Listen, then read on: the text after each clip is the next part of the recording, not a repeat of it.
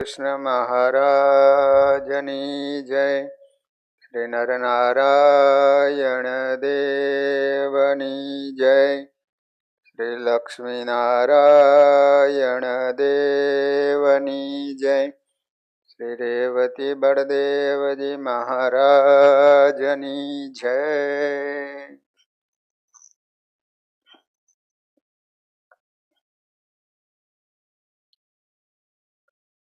શ્રીમદ ભાગવતજીના 10મ સ્કંદમાં ભગવાન કંસને મારી ઉજ્જૈનમાં શાંતિપની ઋષિના આશ્રમમાં વિદ્યા અભ્યાસ કરવા માટે ગયા છે. ટૂંક સમયમાં ભગવાને બધી જ વિદ્યા ગુરુ પાસેથી પ્રાપ્ત કરી લીધી.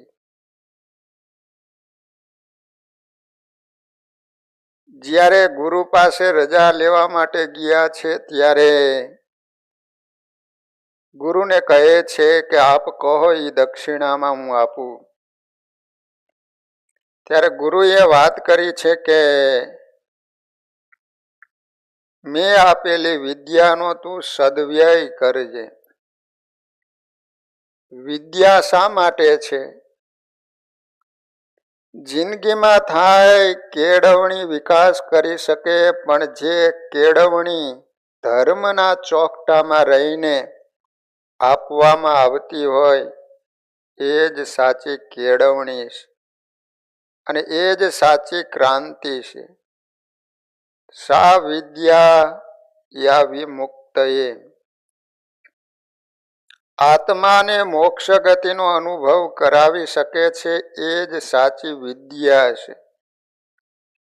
શાસ્ત્રોમાં વિદ્યા 2 પ્રકારની બતાવવામાં આવી છે. એક પરાવિદ્યા અને બીજી અપરાવિદ્યા.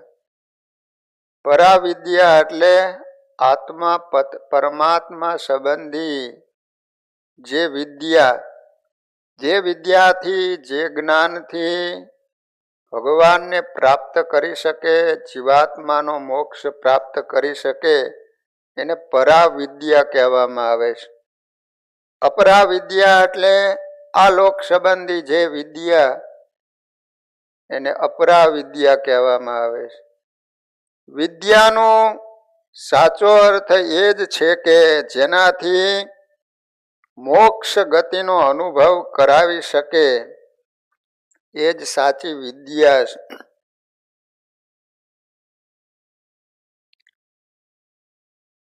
પેલા ભણેલા ગણેલા બધા શિક્ષકો હતા ને, એ સમુદ્રમાં ફરવા માટે સ્ટીમરમાં, મોટું જહાજ હશે તેમાં બેસીને જતા હતા. પછી ઓલી નૌકા ચલાવનારો માણસ હતો, નાવિક. એટલે એને પૂછવામાં આવ્યું કે તને ઘડિયાળમાં જોતા આવડે છે? કે ના, હું કાંઈ ભણેલો નથી. એટલે અમારે તો આકાશમાં સૂર્ય અને ચંદ્ર એના ઉપરથી જ ખ્યાલ આવે કે આટલા વાગ્યા છે. તો કે તને ઘડિયાળમાં જોતા પણ નથી આવડતું કે કેટલા વાગ્યા? ના. પછી થોડીક વાર પછી ઓલો નાવિક હતો એને કહે છે કે તને ન્યૂઝ, આ પેપર વાંચતા આવડે છે? કે ના, હું તો ભણેલો નથી એટલે વાંચતા કઈ આવડતું નથી. તો કહે છે કે તને ઘડિયાળમાં જોતા આવડતું નથી, વાંચતા પણ આવડતું નથી, ગણિત પણ આવડતું નથી, તો તારી જિંદગી તો અડધી પાણીમાં ગઈ. કે જે કહો તે. એમાં બરોબર સમુદ્રમાં જોરદાર પવન ફૂંકાવા માંડ્યો, મોટા મોટા તરંગો મોજા શરૂ થયા, ઓલું વાણ હતું ને હાલક ડોલક થવા માંડ્યું, હમણાં ડૂબ્યું કે ડૂબશે એ રીતે. ત્યારે ઓલો નાવિક હતો ને એને કીધું કે તમે બધા ભણેલા ગણેલા છો, તમને વાંચતા પણ આવડે છે, જોતા પણ આવડે છે, પણ તમને તરતા આવડે છે? તો કે ના, અમને તરતા તો નથી આવડતું. તો કે મારી જિંદગી તો અડધી પાણીમાં ગઈ, પણ હમણાં તમારી હોય 100 વર્ષની જિંદગી પાણીમાં જવાની છે. એટલે સાચી વિદ્યાનો અર્થ એ જ છે કે જેના દ્વારા તમે મોક્ષ મેળવી શકો, ભગવાનની પ્રાપ્તિ કરી શકો. બાકી આ લોકની ગમે એટલી વિદ્યા પ્રાપ્ત કરી હોય પણ જીવાત્માનો મોક્ષ સાધી ન શકે તો એ સાચા અર્થમાં વિદ્યા નથી. ધર્મની મર્યાદામાં રહીને જે અભ્યાસ કરે છે અને ધર્મને જીવનનું ધ્રુવબિંદુ ગણી જે ક્રાંતિ સમાજના વિવિધ ક્ષેત્રોમાં કરવામાં આવે છે એ જ માનવનો અને સમાજનો સાચી દિશામાં વિકાસ સાધે છે. બાકીની ધર્મ વિહોણી કેળવણી અને ક્રાંતિ વિનાશ નોતરે છે. આજે કેળવણીનો વિસ્તાર વધ્યો પણ ગુણવત્તા ઘટી છે. ધર્મને ગૌણ કરી વધેલી કેળવણી જીવનું શ્રેય ન સાધી શકે. આજે કેળવણી સંસ્થાઓમાં શિસ્તની ભાવના અને અમલ નહિવત છે. શિક્ષક અને વિદ્યાર્થી વચ્ચેનો સંબંધ ખૂબ જ કથળી ગયો છે. જ્યાં બેસીને માનવતાના સંસ્કાર લેવાના છે તે વિદ્યા મંદિરોને આજે વિદ્યાર્થીઓ તોડે ફોડે, સળગાવી દે. આ બધું ધર્મના સંસ્કાર વગરની કેળવણીનું પરિણામ છે. ઘોડિયાથી આરંભી ઘોર સુધી માણસને કેળવણીની જરૂર છે. ખાણમાંથી પથ્થર નીકળે ત્યારે એને મૂર્તિ કહેવામાં આવે છે. મૂર્તિ કહેવામાં નથી આવતી. ખાણમાંથી પથ્થર નીકળે એને મૂર્તિ કહેવાય? એને તો પથ્થર કહેવામાં આવે. પરંતુ કલાકાર અને ટાંકણાથી ટોચી ટોચી ન જોઈ તો નકામો ભાગ કાઢી નાખે. કલાકાર એને સંસ્કાર આપે છે ત્યારે નયન મનોહર મૂર્તિ બને છે. તે જ પ્રમાણે વિદ્યા મંદિરોમાં ગુરુ માનવતાના સંસ્કાર આપી વિદ્યાર્થીઓના જીવનનું ઘડતર કરે. ગુરુનો વિદ્યાર્થીના જીવન ઉપર કેટલો મહદ ઉપકાર હોય છે. એ ગુરુનો માન મર્તબો સાચવી એમની સેવા કરવી એ વિદ્યાર્થીઓની પરમ પવિત્ર ફરજ બને છે. આ બધો ઉપકાર ભૂલી જઈ આજના મોટા ભાગના વિદ્યાર્થીઓ જ્યારે અશિસ્તનું વાતાવરણ વિદ્યાધામોમાં જ સર્જે ત્યારે કોઈ પણ વિચારશીલ મનુષ્યને લાગે કે આજની આ કહેવાતી કેળવણી વિકાસ સાધે છે કે વિનાશના પંથે લઈ જાય છે. બોલો, અત્યારના વિદ્યાર્થીઓ તો સાહેબને પાટી મારીને આવતા. લો, જીવનનો સાચો વિકાસ અને સાચી ક્રાંતિ એ જ કેળવણી લાવશે કે જે આપણી ભારતીય સંસ્કૃતિના ચોકટામાં રહીને અભ્યાસ અને ઉત્ક્રાંતિ કરવામાં આવે. અમેરિકામાં તો રિવોલ્વર છોકરાઓ લઈને જાય. બોલો, શિક્ષકો અહીં કાંઈ બોલી ન શકે. આપણી પ્રાચીન ગુરુકુળની કેળવણી સાચી દિશામાં વિદ્યાર્થીઓના જીવનનું ઘડતર કરતી. આજે આ પ્રાચીન પદ્ધતિ લુપ્ત પ્રાય થઈ અને પાશ્ચાત્ય પદ્ધતિ પ્રમાણે જે શિક્ષણ આપવામાં આવે છે તેનાથી કદાચ જીવન નિર્વાહ થતો હશે પણ તેનાથી જીવનનું આધ્યાત્મિક શ્રેય સાધી શકાતું નથી. આવી કેળવણીથી આપણા દેશનો અને સમાજનો કદી ઉદ્ધાર થઈ શકવાનો નથી. એમ આપણા રાષ્ટ્રપિતા મહાત્મા ગાંધી પણ કહેતા. તેમણે સા વિદ્યા યા વિમુક્તએ એ કેળવણીના ધ્યેયનો ઉદ્ઘોષ અને અમલ રાષ્ટ્રીય વિનય મંદિરો અને વિદ્યાપીઠો સ્થાપી કર્યો, જેમાં ધર્મને, ઈશ્વર પ્રાર્થનાને અને શ્રમ યજ્ઞ, સેવા અને સંયમને પ્રાધાન્ય આપવામાં આવતું. ગાંધીજી હંમેશને માટે સતત પ્રાર્થનામાં બોલતા હતા. સત્ય, અહિંસા, ચોરી ન કરવી, વણજોતું ના સંઘરવું.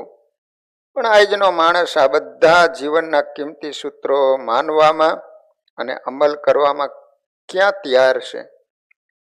આજે પણ બાળકોને શાળાઓની પ્રાર્થનામાં હંમેશને માટે ગાંધીજીનું આ વાક્ય શિક્ષકો વિદ્યાર્થીઓ પાસે બોલાવ્યા કરે છે. પણ શિક્ષકો ભાગ્યે જ જુએ છે કે ગાંધીજીના જીવન ઘડતરના 11 સૂત્રોની પ્રાર્થનાનો અમલ કેટલો થયો. અહિંસા, સત્ય, અપરિગ્રહ અને અસ્તેય વ્રતો વગેરે આદર્શનું પાલન કેટલું થયું. બુનિયાદી તાલીમના પ્રચાર માટે સરકાર શ્રી કેટલાય નવા ખાતા અને તાલીમ કેન્દ્રો ખોલવા પ્રયત્નો કરે, પણ પૂજ્ય મહાત્મા ગાંધી ના રાહ પર ચાલવા કોઈ પ્રયત્ન કરતું નથી. આજની ભારતીય પ્રજાની નબળાઈ અને અશક્તિ છે. એમણે બતાવેલ સૂત્રોને અનુસરવાની આપણી તૈયારી નથી. છતાં આપણે આપણી જાતને માનવી છીએ કે અમે મહાત્માજીના અનુયાયીઓ છીએ. પ્રભુ સૌને સન્મતિ આપે. સુખદેવજી સાવધાન કરે છે કે રાજન, પરમાત્મા બોલે છે કે ગુરુ, આપ મને આજ્ઞા કરો, હું ગુરુ દક્ષિણામાં શું આપું? શાંતિપની ઋષિ બોલ્યા કે બેટા કૃષ્ણ, મારે માટે તો એ જ દક્ષિણા હશે કે મેં તને જે વિદ્યા આપી એનો સદવ્યય કરજે. કોઈ દુઃખીના દિલને ક્યારેક ઠારજે. મેં આપેલી વિદ્યા છે એનો એ જ સદવ્યય હશે કે તારી માનવતાની છાયા નીચે દિલથી તપેલા માનવીને શીતળતા આપજે. બેટા, વિદ્યાનો વિક્રય નથી કરી શકાતો. વિદ્યાના સદવ્યય જેવું કોઈ પુણ્ય નથી અને એના વિક્રય જેવું કોઈ પાપ નથી. વિદ્યા વેચાય નહીં, વહેંચાય. માટે મારી આશીષ છે, તું વિદ્યાનો સદવ્યય કરીશ એ જ મારી દક્ષિણા છે. ભગવાનની આંખોમાં હર્ષના આંસુ આવ્યા છે. ગુરુએ મારી પાસે કશું જ માંગ્યું નહીં. પ્રભુ ગુરુ પત્ની પાસે જાય છે, કહે છે, માં, તમે કંઈક મારી પાસે માગો, આપને હું શું દક્ષિણામાં આપું? ગુરુ પત્ની બોલે છે કે બેટા, દક્ષિણામાં તારા ગુરુએ જે માંગ્યું છે એ જ હું પણ તારી પાસે માગું છું. અમારી દક્ષિણા એ જ છે કે કોઈ દુઃખીના દિલની દોરડી રૂપ થજે. એનું જ નામ માનવનું જીવન છે, જે દુઃખીના દર્દની દવા બની જતું હોય. એનું જ નામ માનવ છે. કોઈનું દિલ તૂટી જાય ત્યારે તૂટેલ દિલને બાંધવા દોરડી રૂપ બની જાય. ભગવાનની આંખમાં પ્રેમના આંસુ આવ્યા છે. આજે ગુરુ કે ગુરુ પત્ની બેમાંથી કોઈ દક્ષિણા લેતું નથી. પ્રભુ વિચારે, મારે ખાલી હાથે કેમ જવું? પ્રભુએ અતિ આગ્રહ કર્યો છે. ત્યારે પરીક્ષિત નારાયણની સામે ગુરુ પત્ની કહે છે, તો પછી લાલા, પ્રભાગ ક્ષેત્રમાં જ્યારે અમે સ્નાન કરવા ગયા ત્યારે અમારો બાળક ગુમ થઈ ગયો. એનો પાછો લાવી આપ, એ અમારી ગુરુ દક્ષિણા તરીકે માગણી છે. પ્રભુ બોલે છે કે માં, આપના પુત્રને અભી લાવી આપું છું. પ્રભાસમાં નારાયણ પોતે શંખાસુરનો સંહાર કરી ભૂમા પુરુષ પારેશેથી ગુરુપુત્ર લાવી દક્ષિણામાં સોંપ્યો છે. પ્રભાસમાં સમુદ્ર છે ને, ત્યાં સ્નાન કરવા માટે ગયેલા. તેનો છોકરો ડૂબી ગયો સમુદ્રમાં. પછી પત્તો લઈ ગયો નહીં. પછી ભગવાને જ્યારે દક્ષિણા આપવાની વાત કરી ત્યારે બીજું કાંઈ માંગ્યું નહીં, પણ બહુ આગ્રહ કર્યો ત્યારે એ સાંદીપની ઋષિ એના પત્ની હતા એને કહ્યું કે આ રીતની ઘટના ઘટી છે, તો ગુરુ દક્ષિણા તમારે આપવી હોય તો મારા પુત્રને તમે લઈ આપો. કારણ કે એને ખ્યાલ હતો કે આ કોઈ સામાન્ય નથી, આ સાક્ષાત ભગવાન છે. એટલે તરત જ ભગવાન શંખાસુરની પાસે ગયા છે અને ત્યાંથી જે ગુરુનો પુત્ર હતો એને લાવી અને ગુરુને સોંપવામાં આવ્યો છે. ભગવાન પાછા વિદ્યા અભ્યાસ કરી ગુરુને દક્ષિણા આપી અને મથુરા આવ્યા છે. ગુરુનો આશ્રમ છોડી મથુરામાં આવતા રાજન જે વ્રજ સાથ થોડા સમય માટે ભૂલાયો હતો એ ફરીવાર યાદ આવ્યો છે. પોતાનો ભૂતકાળ યાદ આવવાથી ભગવાનની આંખમાં આંસુ આવ્યા છે. પ્રભુને મથુરાના મહેલમાં ક્યાંય ચેન પડતું નથી. ભગવાન સ્વામિનારાયણ સમજાવતા કે કોઈ પણ હૃદયમાં ભગવાન પુરાય અથવા કોઈ પણ ચહેરાના ચોકટામાં પ્રેમ પુરાય પછી એને પાછા બહાર કાઢવા મુશ્કેલ છે. આજે પ્રભુનો પ્રેમ વ્રજવાસીઓના હૃદય ચોકટામાં પુરાઈ ગયો. ભાગવતજી કહે છે કે પ્રભુએ મથુરા છોડ્યું, વ્રજ છોડ્યું, દ્વારકાના માલિક બન્યા, 16,008 રાણીઓ અને 56 કોટી યાદવ જેવા સેવકો મળ્યા, યુધિષ્ઠિર અને અર્જુન જેવા સખા મળ્યા, પણ પરિણામ એનું એ જ કે વ્રજની ગોપીઓના હૃદય ચોકટામાં પ્રભુનો પ્રેમ પુરાણો એ કોઈ દિવસ બહાર નીકળ્યો નહીં. પ્રભુને જ્યારે જ્યારે વ્રજ યાદ આવતું ત્યારે આંખમાંથી આંસુની ધારા થતી હતી. ઉદ્ધવને પોતે ભલામણ કરતા, તું કોઈ દિવસ મારા થાળમાં માખણ અને દહીં પીરસીશ નહીં. એ વસ્તુઓને જોઈને મને મારો વ્રજ સાથ યાદ આવી જાય છે.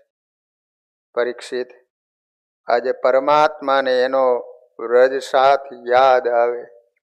બનેલું એવું કે ભગવાનને માખણ અને દહીં પીરસવામાં આવ્યું. ભગવાન જમવા માટે આવ્યા તો તરત જ પ્રભુ જમ્યા નહીં અને થાળી ઉપરથી ઊભા થઈ અગાશી ઉપર જઈ વ્રજની સામે જોઈ આંખમાંથી દળદળ આંસુ પડી રહ્યા છે. એ વખતે ઉદ્ધવજી આવે છે. ઉદ્ધવજીને વાત કરવામાં આવે છે કે આજે પ્રભુ જમ્યા વિના અગાશીમાં જતા રહ્યા છે, કઈ ખ્યાલ આવતો નથી, વ્રજ તરફ એકી મીટે જોઈ રહ્યા છે. ઉદ્ધવજી ઉપર ગયા છે ત્યારે ભગવાનને આ રીતે રડતા જોઈ અને પૂછે છે. ભગવાન કહે છે કે ઉદ્ધવ, મને વ્રજ સાથ યાદ આવે છે. જીવનમાં ભૂતકાળને ભૂલવા જેવું કોઈ કઠિન કામ નથી. મહાત્માઓ કહે છે ભૂતકાળ અને ભવિષ્યકાળ ઈશ્વરના ચરણારવિંદે કૃષ્ણાર્પણ કરો. વર્તમાન કાળ જ તમારા હાથમાં છે. ભૂતકાળ જગતના માલિક પ્રભુથી પણ ન ભૂલાતો હોય તો જીવની બિચારીની કઈ ક્ષમા. તુલસીદાસજી રામાયણમાં લખે છે કે ચિત્રકૂટની ઝૂંપડીમાં પ્રભુ શ્રી રાઘવને અયોધ્યા અને એની પ્રજા તથા કૌશલ્યામાની યાદ જ્યારે જ્યારે આવતી ત્યારે ત્યારે એ જગત નિયંતાની આંખોમાં આંસુ આવતા. ભગવાન શ્રી રામ પણ ભૂતકાળને ભૂલી નહોતા શક્યા તો સામાન્ય માણસની કથા ક્યાં કરવી. જબ જબ રામુ અવધ સુધી કરહી, તબ તબ બારી બિલોચન ભરહી. અર્ધરાત્રિનો સમય થાય તો રઘુનાથ બે ઢીચણ વચ્ચે માથું મૂકી અને પોકે પોકે રડતા લક્ષ્મણજીએ પૂછ્યું કે પ્રભુ કેમ આપ રડો છો? ત્યારે અયોધ્યા સામે રાઘવ જોઈ અને કહેતા કે લખન, મારી માં કૌશલ્યા મને યાદ આવે છે. સુખદેવજી બોલે છે કે પરીક્ષિત, જ્યારે જ્યારે વ્રજવાસીઓ યાદ આવે ને ત્યારે પ્રભુને રડવું આવે. એક દિવસનો સમય છે. ભગવાનને લાગે ઘણા સમયથી વ્રજવાસીઓને છોડ્યા છે, મેં કોઈ દિવસ એમની સંભાળ લીધી નથી. બિચારા સદંતર રડતા હશે. એમને લાગતું હશે કનૈયો જેવો કોઈ સ્વાર્થી નહીં. આજે હું ભણ્યો છું, સાંદીપની ગુરુ પાસેથી કેળવણી મળી છે, તો પછી મારા વ્રજવાસીઓને માટે કંઈ ન કરી શકું? એકાદ ચિઠ્ઠી તો લખી શકું ને? સુખદેવજી બોલે છે કે રાજા, જગતનો માલિક પ્રભુ નંદજી અને યશોદાજી ઉપર કાગળ લખવા તૈયાર થાય છે. ભાગવતજીમાં 2 પત્રો લખાયા છે, જેને પ્રેમ પત્રો કહેવામાં આવે છે. એક પત્ર પૂર્વાર્ધમાં શ્રી કૃષ્ણ લાલા લખવા તૈયાર થયા છે, અને બીજો પત્ર ઉત્તરાર્ધમાં ભીષ્મકની પુત્રી રૂકમિણી પ્રભુને લખવા તૈયાર થયા છે. જગતના માલિક પ્રભુ અગાસીમાં બેઠા છે. સાંજનો સમય છે. મહેલમાં કોઈ છે નહીં. વ્રજવાસીઓની યાદ આવવાથી એમની આંખમાંથી આંસુના બુંદ જાય છે. ગોપીઓની પહેલા યશોદાનું નામ લખે છે. નામ લખતાની સાથે દિલ રોઈ પડે છે. વિચાર આવે, મૈયાએ મારે માટે કેટલું સહન કર્યું છે. હું સાવ નિર્દય છું. સેવા કરવા જેવડો થયો ત્યારે બંનેને સદંતર મૂકીને ચાલ્યો આવ્યો છે. આખા કાગળમાં યશોદાજી યશોદાજી એ સિવાય બીજું કાંઈ લખાતું નથી. પ્રેમની ભાષા યા પ્રેમના અક્ષરો જુદા હોય છે. વિચાર કરશો તો સમજાશે. પત્ની પિયર ગઈ હોય અને પછી પાછળથી પત્ની પત્ર લખે, અને એ પત્રમાં ફક્ત 7 લીટી લખી હોય. ટપાલી જ્યારે પત્ર દેવા આવે 7-8 કવર ભેગા હોય, પણ આ કવરના અક્ષરો વાંચીને સીધું ગજવામાં મૂકી દઈએ છીએ. કોઈ ન હોય ત્યારે કવર તોડી પ્રેમથી 7 લીટી વાંચી વળી ગજવામાં મૂકી, વળી જ્યારે જ્યારે સમય મળે ને ત્યારે ત્રીજી વાર વાંચીએ. વળી પાછો પત્રને ખીચામાં મૂકી દઈએ. વળી રાત્રે સમય મળે અને કોઈ ન હોય ને ત્યારે બેઠા બેઠા કવર વાંચ્યા કરીએ. 4 વાર વાંચીએ તોય ફાડી નાખી દેવાનું મન ન થાય. પણ ઇન્કમ ટેક્સ ઓફિસમાંથી સરસ મજાનો ટાઈપ કરેલો કાગળ આવે ત્યારે મોટું બગડી જાય. પત્રની સામે જોવા તૈયાર ન થાય. મહેતાજીને કહી દે, આનો જવાબ આપી દેજે. જ્યારે પહેલા પત્નીના પત્રમાં 7 લીટી લખાયેલી છે, અક્ષરો ટાઈપ કરેલા નથી, છતાં દિવસમાં 5 વખત વાંચે, છતાં એ પત્ર ફાડવાનું મન ન થાય. ભલે ખીચામાં રહ્યો, ક્યારેક વાંચવા થશે. ત્યારે પહેલા અક્ષરો ટાઈપ કરેલા છે. 25 પાનાનો પત્ર છે, પણ એ પત્ર પ્રત્યે એને નફરત છે. અક્ષર એકના એક છે, પણ પ્રેમના અક્ષરોના મરોડ જુદા છે. પ્રેમના અક્ષરને દિલથી વાંચી શકાય છે. એટલે જ માણસ વારંવાર એ પત્રને સંતાડવાની કોશિશ કરે છે. સુખદેવજી બોલે છે કે રાજન, શ્રી નારાયણ કાગળ લખે છે. સારાય કાગળમાં યશોદે યશોદે યશોદે લખ્યું છે. પ્રભુથી કાગળ લખાયો નહીં. સારો એ કાગળ આંસુથી ભીંજાઈ ગયો. પ્રભુને લાગે મારાથી કાગળ નહીં લખાય. આ સમયમાં ઉદ્ધવજી કાર્ય પ્રસંગે ત્યાં આવી પહોંચ્યા. ઉદ્ધવજીને જોતા જ પેલો પત્ર છે એને ગોટો વાળી મુઠ્ઠીમાં દાબી દીધો. આંખના આંસુ સાફ કરી પ્રભુ અગાસીની કોરે ઊભા થઈ દૂર જંગલની શોભા નિરખવા લાગ્યા. ઉદ્ધવ બોલે છે કે પ્રભુ આપ અહીં શું કરો છો? પ્રભુ કહે ઉદ્ધવ કંઈ નહીં, હું નાનો હતો ત્યારે વ્રજમાં બહુ રમ્યો હતો. આ જંગલના દ્રશ્યો જોવા બહુ ગમે છે. ઉદ્ધવ વિચાર કરે માનો યા ન માનો, પણ જ્યારથી તમે ગુરુગૃહેથી અભ્યાસ કરીને પાછા મથુરા આવ્યા છો ત્યારથી કોણ જાણે તમને શું થઈ ગયું. રાત દિવસ જ્યારે જોવું ને ત્યારે રડ્યા જ કરો છો.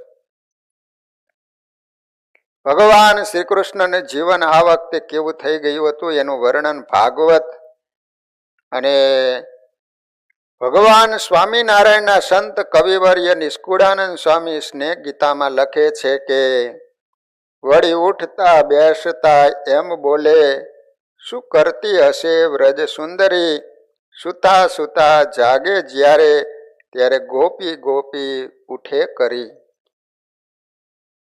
રામાયણમાં દંડકારણ્યની કથા અને ભાગવતજીની દશમના પૂર્વાર્ધની કથા પ્રેમ ભૂમિકા બતાવે. જાનકીજીની પીછે રામજી પાગલ થઈ ગયા અને ભાગવતજી દાવો કરે છે વ્રજવાસીઓના પ્રેમમાં જગતના માલિક પ્રભુ પાગલ જેવા બની ગયા. વળી ઉઠતા બેઠતા એમ બોલે, શું કરતી હશે વ્રજ સુંદરી. શ્રી કૃષ્ણલાલ 24 કલાક ગોપી ગોપી ગોપી કરીને રડે. ઉદ્ધવને લાગ્યું આ પ્રભુને થયું છે શું? આ ગોપીઓ નામનું પાત્ર છે કોણ? ઉદ્ધવ વિચાર કરે પૂછીશ તો સીધો જવાબ નહીં આપે, પણ હું એક કામ કરું, આજે રાત્રે એમની સૈયા પાસે મારું આસન કરું.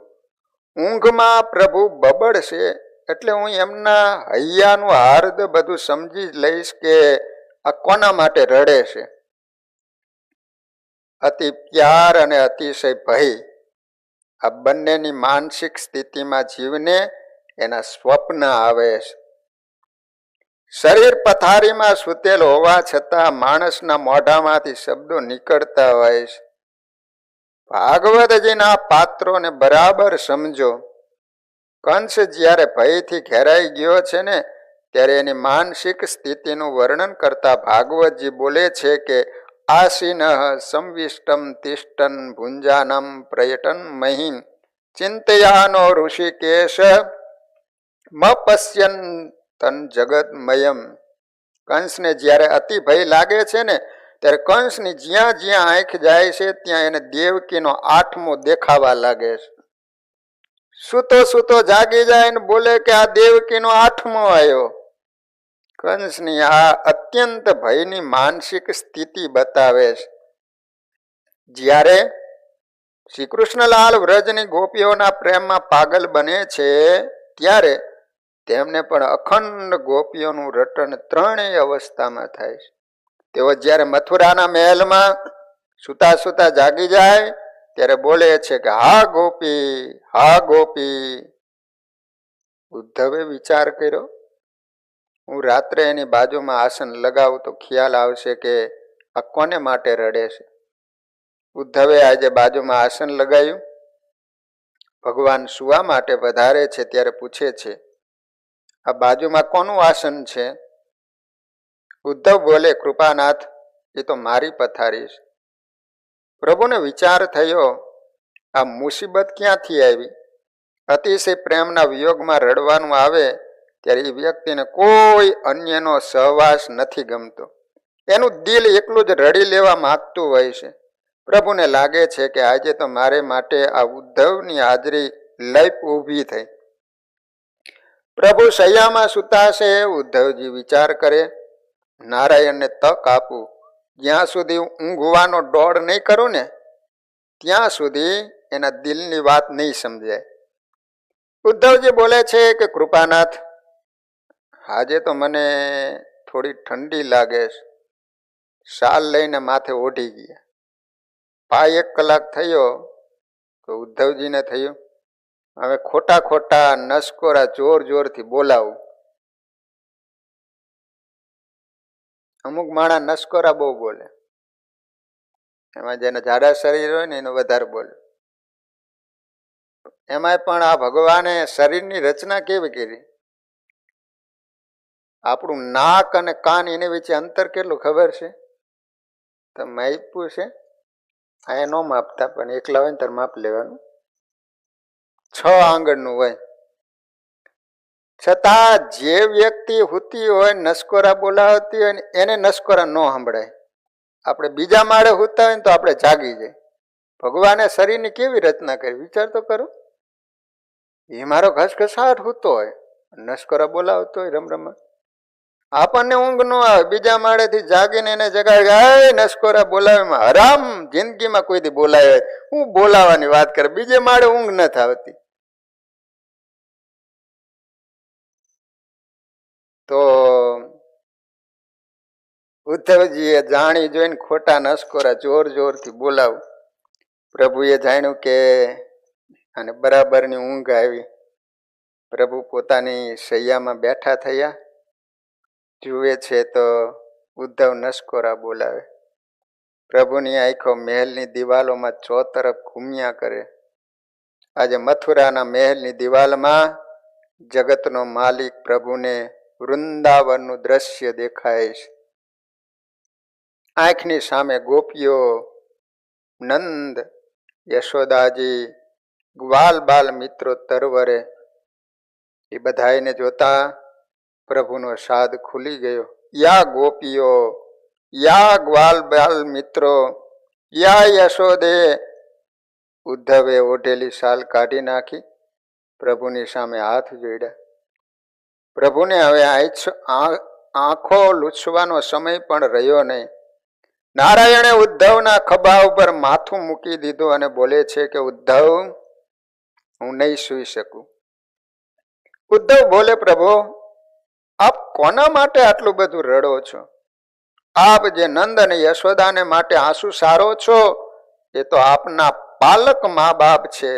પ્રભુ, આપના સાચા મા બાપ તો અહીં મથુરામાં વસુદેવ અને દેવકીજી છે.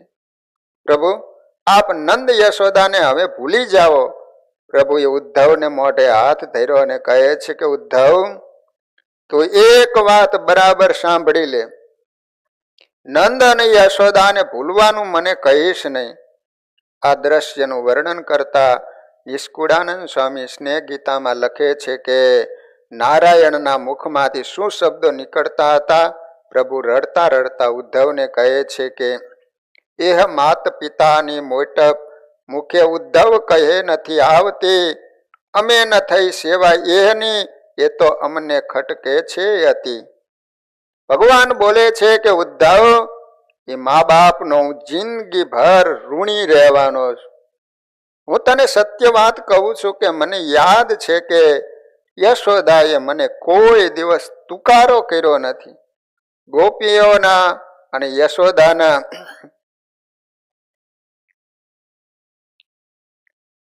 ઘરોના જેટલા હોય ને એટલા મહી માખણના માટલા ફૂલી નાખ્યા છે, છતાંય ગોપીઓ મારા ઉપર ખીજાતી નહીં. મને તેઓએ ક્યારેય તુકારે બોલાયો નથી.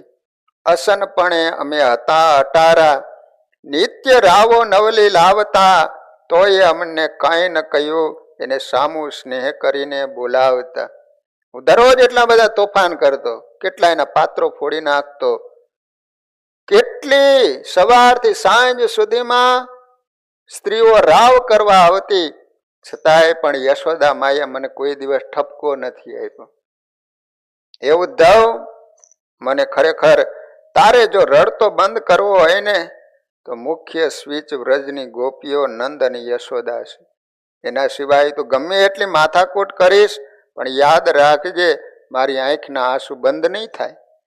મારું મન અત્યારે વ્રજમાં ગોપીઓ લઈને બેઠી છે. એ વ્રજની ગોપીઓના આંસુ બંધ નહીં થાય ત્યાં સુધી મારા આંસુ બંધ નહીં થાય. હે ઉદ્ધવ, જ્યાં સુધી મારું દિલ એ વ્રજવાસીઓના પ્રેમ પ્રવાહમાં ડૂબી નથી ગયું, ત્યાં સુધીમાં તું વ્રજમાં જઈ મુખ્ય પ્રવાહ બંધ કર. મને જીવતો રાખવો હોય ને તો મેન સ્વિચ બંધ કર. સુખદેવજી બોલે છે કે રાજન, નારાયણે ઉદ્ધવના ખભા ઉપર માથું મૂકી દીધું ઉદ્ધવે નારાયણની સામે હાથ જોડ્યા. પ્રભુના દુઃખથી દુઃખી એવા ઉદ્ધવજી ભગવાનને શાંત કરવાને વાસ્તે ભગવાનના નામનું સ્મરણ કરે. સુખદેવજી સાવધાન કરે છે કે રાજન, જીવના હિતને વાસ્તે ઐશ્વર્ય શક્તિને છુપાવી પરમાત્મા મનુષ્યાકારે બન્યા છે. પરમાત્માની ઈચ્છા જીવના સુખને વાસ્તે મારી સર્વ ક્રિયા હોવી જોઈએ એમ માની નિસ્વાર્થ પરમાત્મા જીવોના સુખને વાસ્તે જીવો ઉપર પ્યાર કરે છે. નિરપેક્ષ શ્રી નારાયણ જીવોના હિતને વાસ્તે આશયયુક્ત બને છે. સદા સ્વતંત્ર એવા પરમાત્મા જીવોના સુખને વાસ્તે પરતંત્રપણું સ્વીકારે છે. પરીક્ષિત, સદાયને માટે સુખમય પરમાત્મા જીવોને વાસ્તે પોતે દુઃખનો અનુભવ કરે. ભગવાનને જ્યારે જ્યારે વ્રજ સાથ યાદ આવે છે ત્યારે નારાયણનું હૃદય દુઃખથી ભરાઈ આવે. ઉદ્ધવની સામે પ્રભુએ આજે પોતાના દિલને ખોલી નાખ્યું. ભગવાન સ્વામિનારાયણ સમજાવતા કે વ્યક્તિએ દિલનું દુઃખ કોઈની પાસે તો ખોલવું જ પડે. એ દિલને ખોલવામાં ન આવે તો દિલમાં રહેલું જો દુઃખ એની બીચમાંથી દાવાનળ પેદા થાય છે. મહાત્માઓ ભગવાન પાસે જઈને દિલ ખોલે છે. જ્યારે સંસારી જીવાત્મા પોતાના સ્નેહો અને સંબંધીઓની પાસે દિલને ખોલે છે. દિલને ખોલવું જ પડે છે, નહીં તો હૃદય દુઃખમાંના ભારથી ક્યારેક બંધ પણ પડી જાય. સત્પુરુષ આગળ હૃદય ખોલી નિષ્કપટ થઈ પોતાના પાપની કબૂલાત કરી પશ્ચાતાપ કરી મુમુક્ષુ પોતાના જીવનનું પરિવર્તન પણ કરે છે. નવું જીવન જીવવાની પ્રતિજ્ઞા લઈ જીવનને ઉન્નતિના પથ પર સદાયને માટે લાવી શકે છે. ભગવાન બોલે છે કે ઉદ્ધવ, જ્યાં સુધી તું એ ગોપીઓને શાંત નહીં કરે ત્યાં સુધી મારું રડવાનું બંધ નહીં થાય. ભગવાનને વિચાર આવે છે આ ઉદ્ધવ વિદ્વાન ઘણો છે, એ ઘણો કુશાગ્ર બુદ્ધિવાળો ખામી એક મેળવણીની રહી જાય છે. એના જીવનમાં જો ભક્તિનું મેળવણ મળી જાય તો એના સારા સદગુણો શોભી ઉઠે. સ્વામિનારાયણ ભગવાને શિક્ષાપત્રીની અંદર શ્લોક લખ્યો, ગુણીનામ ગુણવત્તાયામ જ્ઞેયમ એતત્ પરમ ફલમ કૃષ્ણે ભક્તિશ્ચ સત્સંગો અન્યથા યાન્તિ વિદોપ્યધઃ. ગમે એવો વિદ્વાન હોય પણ એના જીવનમાં ભક્તિ અને સત્સંગ ન હોય તો ભગવાન એમ કહે છે કે અધોગતિને પામે છે. ભગવાનના સ્વરૂપમાં અનન્ય પરાભક્તિ જ ન હોય તો વિદ્વાન હોવા છતાંય અધોગતિને પામે. વિદ્યા આદિ બધા ગુણોનું એ જ પરમ ફલ છે કે શ્રી કૃષ્ણ ભગવાનને વિશે ભક્તિ અને સત્સંગ કરવા. ભક્તિનું સ્થાન રસોઈમાં જેમ લવણ છે એના જેવું છે. લવણ એટલે મીઠું.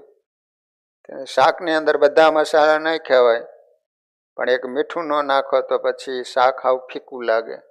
એમ જીવનમાં ગમે એટલા ગુણો તમે કેળવેલા હોય પણ જ્યાં સુધી ભગવાન પ્રત્યે ભક્તિ અને સત્સંગ ન હોય તો એ ગુણોનો કોઈ અર્થ નથી.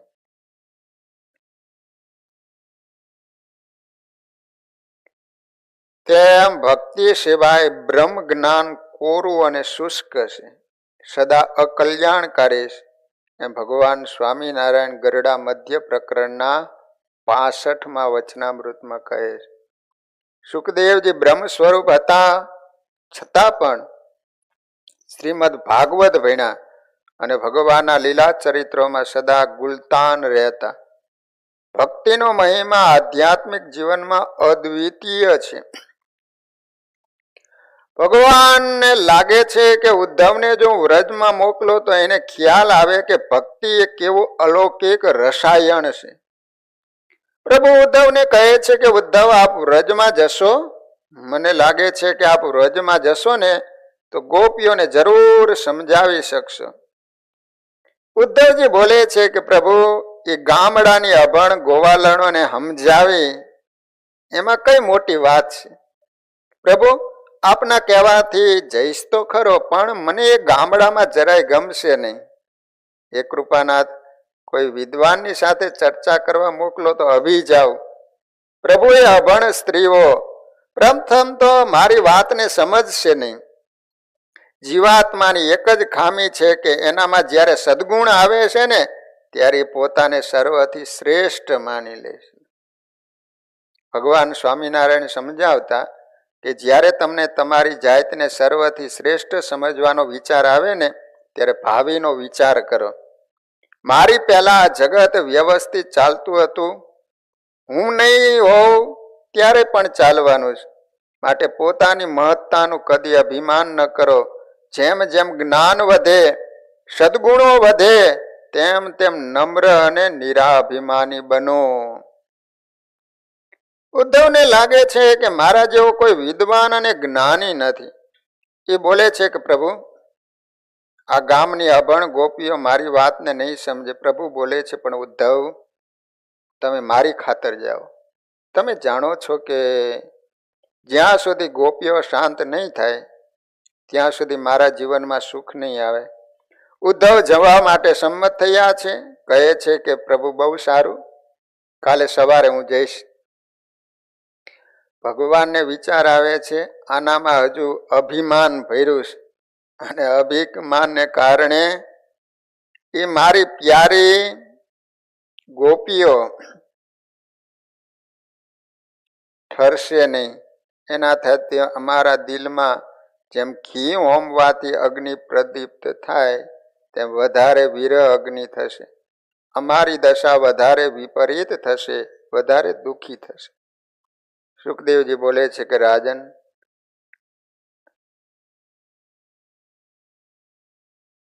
ભગવાનના કહેવાથી ઉદ્ધવ વ્રજમાં જાય છે. અને જ્યારે વ્રજમાં ગયા છે ત્યારે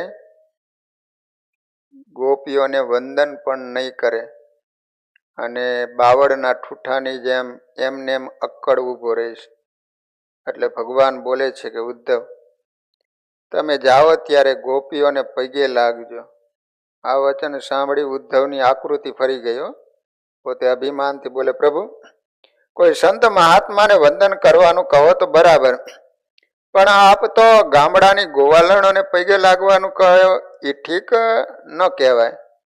ભગવાન બોલે છે કે ઉદ્ધવ, હું તમને એમ કહું છું કે તમે મારી વતી ગોપીઓને વંદન કરજો, તમે પોતે પગે લાગજો એમ નથી કહેતો. હું તો કહું છું કે મારા વંદન એમને કહેજો. જીવાત્માને વંદન કરતા શરમ લાગે, પણ પ્રભુ જીવાત્માને વંદન કરતા અચકાતા નથી. જીવાત્માને એમ લાગે છે કે પરમાત્માને હાથ જોડવામાં મારો મોભો તૂટી જાય છે. પ્રભુ ઉદ્ધવને ભલામણ કરે, તમે 2-4 દિવસ ત્યાં રોકાઈજો.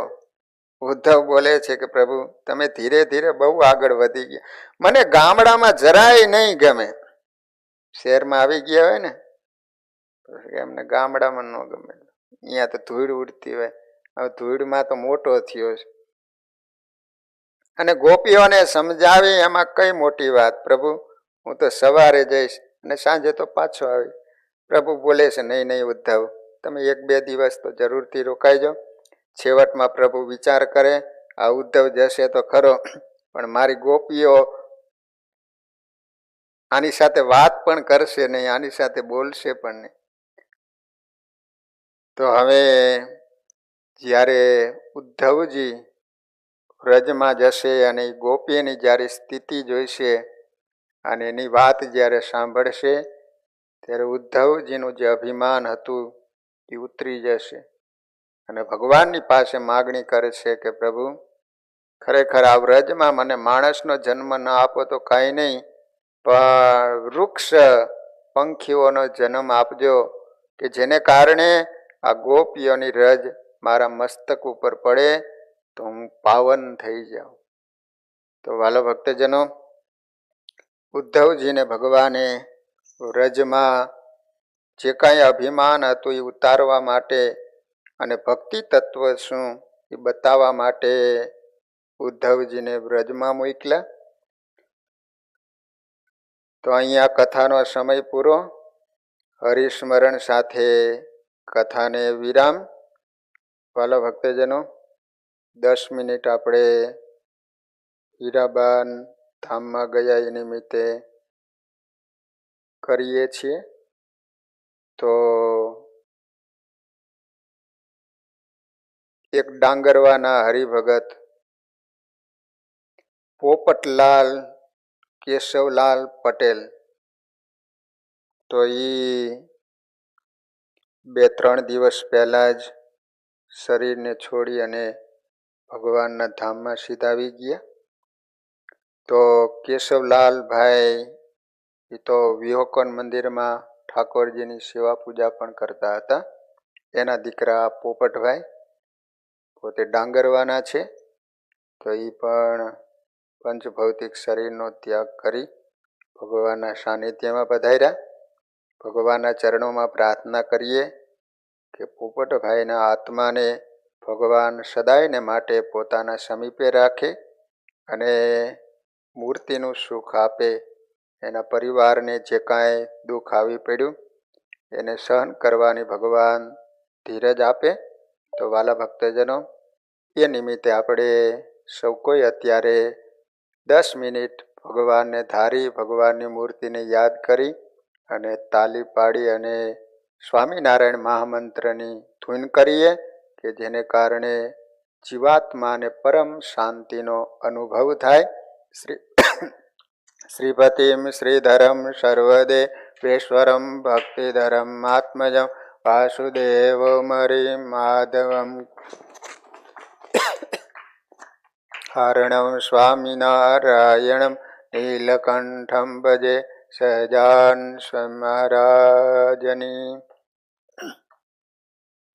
સ્વામિનારાયણ સ્વામિનારાયણ સ્વામિનારાયણ સ્વામિનારાયણ સ્વામિનારાયણ.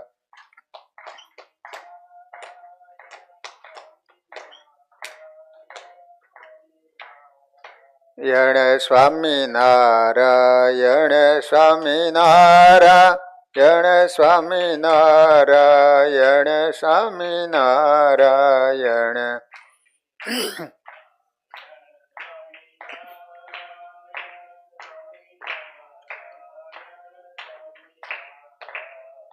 સ્વામિનારાયણ સ્વામિનારાયણ.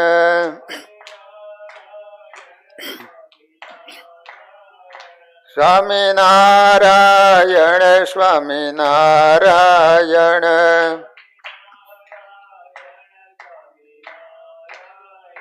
સ્વામિનારાયણ સ્વામિનારાયણ.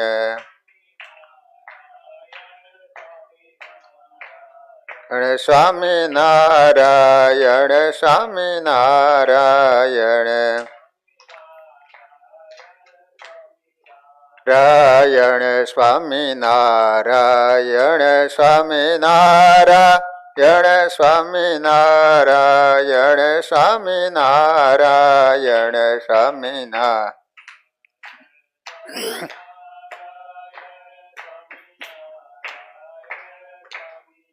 રાયણ સ્વામિનારાયણ સ્વામિનારાયણ સ્વામિનારાયણ સ્વામિનારાયણ સ્વામી.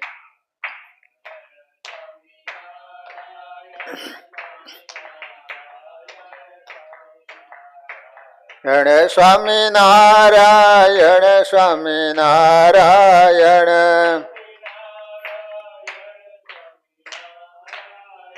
સ્વામિનારાયણ સ્વામિનારાયણ.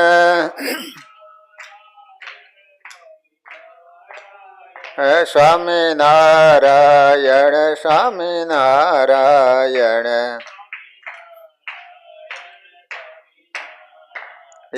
સ્વામિનારાયણ સ્વામિનારાયણ. આયણ સ્વામિનારાયણ સ્વામિનારાયણ સ્વામિનારાયણ સ્વામિનારાયણ સ્વામિનારાયણ.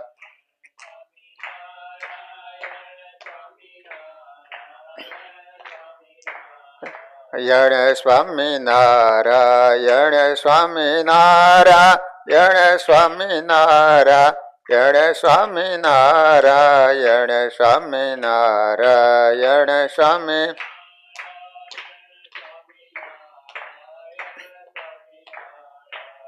સ્વામિનારાયણ સ્વામિનારાયણ સ્વામિનારાયણ સ્વામિનારાયણ સ્વામિનારાયણ સ્વામિનારાયણ સ્વામિનારાયણ સ્વામિનારાયણ